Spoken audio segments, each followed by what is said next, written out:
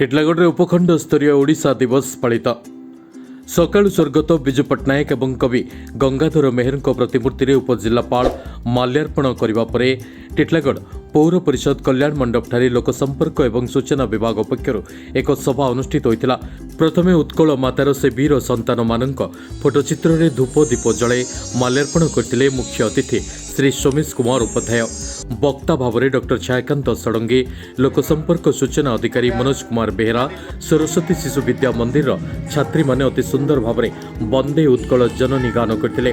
ଏ ସଭାରେ ସହରର ବିଭିନ୍ନ ସ୍କୁଲର ଛାତ୍ରଛାତ୍ରୀ, ବରିଷ୍ଠ ନାଗରିକ, କମିଟିର ସଦସ୍ୟ ଓ ଆଇନଜୀବୀ, ବିଭିନ୍ନ ରାଜନୈତିକ ଦଳର ନେତା, ବୁଦ୍ଧିଜୀବୀମାନେ ଉପସ୍ଥିତ ଥିଲେ। ମୁଖ୍ୟ ଅତିଥି ଉପଜିଲ୍ଲାପାଳ ଶ୍ରୀ ସୋମେଶ କୁମାର ଉପାଧ୍ୟାୟ, ଓଡ଼ିଆ ଭାଷା ବହୁତ ମିଠା, ଏ ଭାଷାର ମହକ ଅଲଗା। ମୁଁ ଏଭଳି ସଂସ୍କୃତି ରାଜ୍ୟରେ ସେବା କରିଛି ବୋଲି ନିଜକୁ ଧନ୍ୟ ମନେ କରୁଛି ବୋଲି ନିଜର ବକ୍ତବ୍ୟରେ କହିଥିଲେ।